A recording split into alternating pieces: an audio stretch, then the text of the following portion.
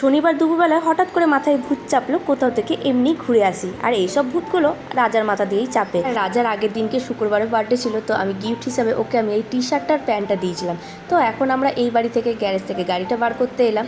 আমরা থাকি এক বাড়িতে আর গাড়ি থাকে আরেক বাড়িতে। যাই হোক, তো আমাদের গাড়ি বার করা হয়ে গেল। তো চলো আমরা তো চললাম বাঁকুড়ার সাইডের দিকে ঘুরতে। আর দেখো বাড়ির কাছে ব্যারেজ, কতদিন বাদে যে ব্যারেজের এই সাইডটা দেখলাম তার ঠিক নাই।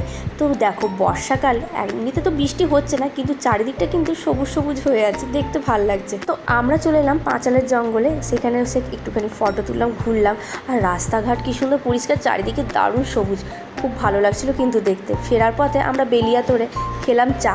আর রাজা তো খুব পছন্দ মিষ্টি, তো ওখান থেকে নিল ম্যাচা সন্দেশ, যেটা আমার একদমই ভালো লাগে না। কাজের সূত্রে তো রাজা বিষ্ণুপুরে থাকতো, তখন আমি আর রাজা যখন ছুটির সময় বাড়ি ফিরতাম, তখন ফুলবেড়িয়ার এই ছোট্ট বাজারের এই দোকানটাতে আমরা ফুচকা খেয়ে বাড়ি ফিরতাম। আর আমরা এবারেও তাই করলাম, এখানেই ফুচকা খেয়ে বাড়ি ফিরলাম। টাটা।